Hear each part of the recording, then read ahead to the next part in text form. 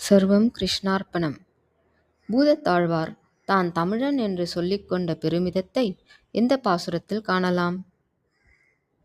பதில்: 3ஆம் ஆயிரம் பூதத்தாழ்வார் அருளிச் செய்த 2ஆம் திருவந்தாதி 74ஆம் பாசுரம்.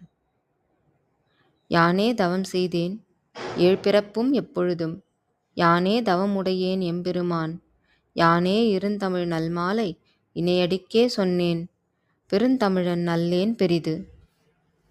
எம்பெருமானே, நான் ஏழ்பிறப்பிலும் எப்பொழுதும் தவம் செய்தேன்.